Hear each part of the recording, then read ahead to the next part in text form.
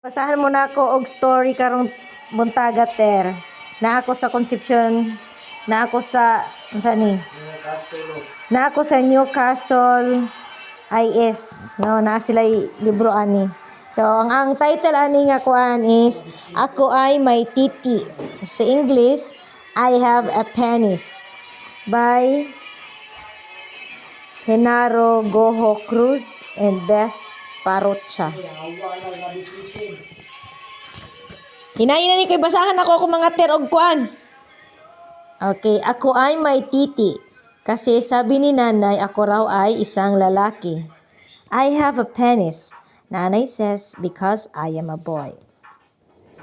So mata, bibig, braso, binti, paa, hita, titi, kamay, ilong. Diha di ay na di ay dapita.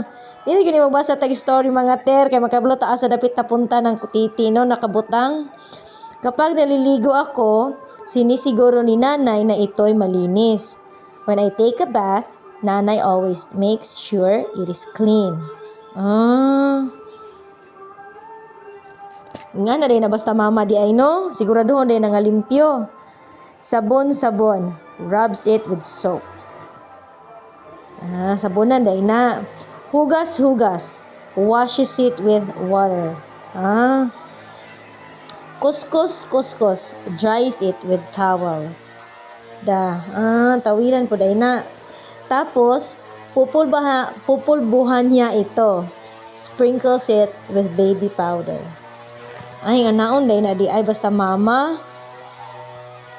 Sabi niya, dapat laging malinis ang bahagi ng katawan na laging natatakpan.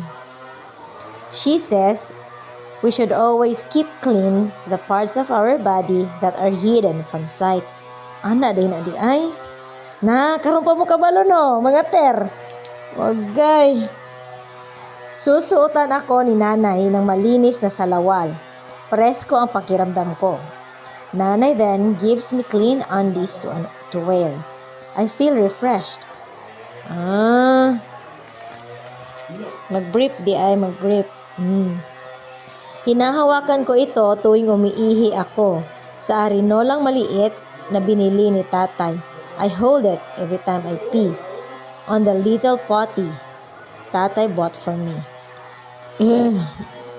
Iba-iba ang nangyayari sa aking titi. Tuwing naiihi ako, bumubukas itong parang gripo. Ay, na di ay. Different things happen with my penis. Every time I pee, it opens like a faucet. Tinood ni? Roger! Minsan naman, kakaunti, ilang patak lang ang lumalabas.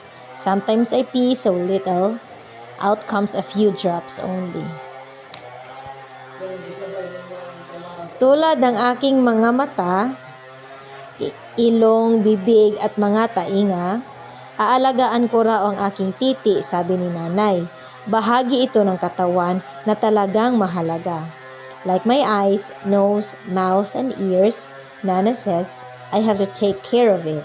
It's a part of my body that is really important to me. Ako ay may titi kasi ako ay isang lalaki. I have a penis because I am a boy. Kilig, kiliti, kiliti. Feel so ticklish, feel so giggly. Gilok po day na di ay. Gilok po day na mga ter. Kapag natutulog ako, parang tulog din ang aking titi. Kuluntoy ito. Kulubot.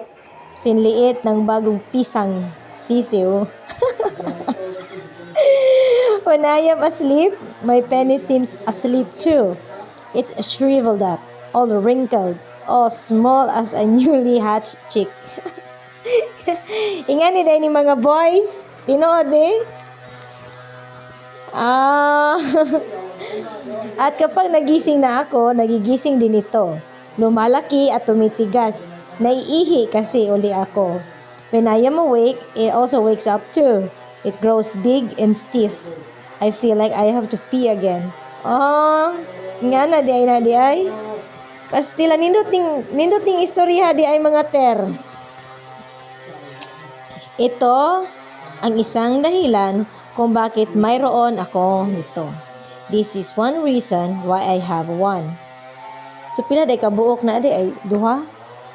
Okay, mga bahagi ng katawan ng lalaki, mata, bibig, braso, binti, paa, hita, kamay, ilong, at titi. Oh, diha di ay ng titi di ay mga ter.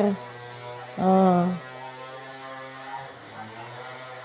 Mga inahan, hugasan biya ninyo ang mga titi sa inyong mga anak ha, base sa story. Yung sige ngon diha, i-follow ninyo. Oh, unta namoy nakat-o na sa akong gibasa karon nga story. Bye.